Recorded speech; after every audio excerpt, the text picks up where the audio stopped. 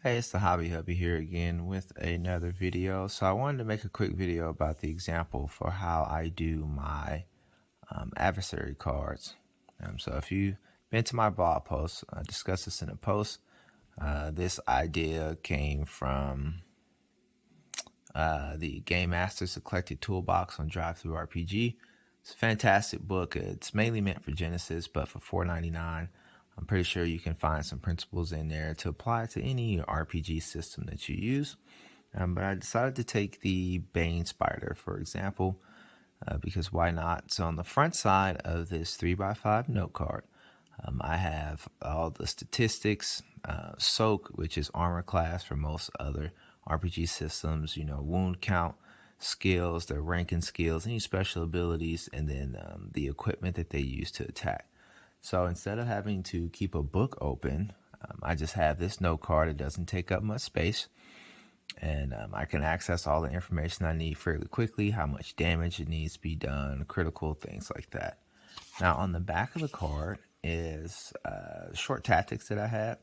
If you've read part 1 of the blog, you know that one thing that I hate is either GM fatigue, or you just don't know what to do with a particular creature, so everything just becomes stab, stab, kill, and that's just such an uninteresting way.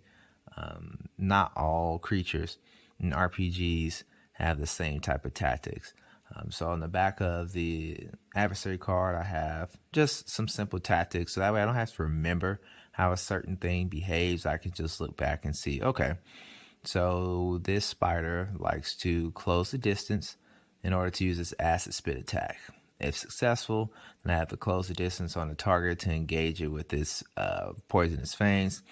If it didn't hit that acid spit shot, then next time they maybe try webbing to trap the PC, or try another acid spit shot.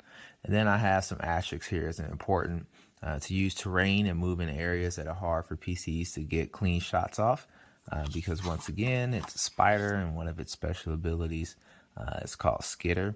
And that way it can climb walls and webbing and things like that and have no type of movement penalties at all.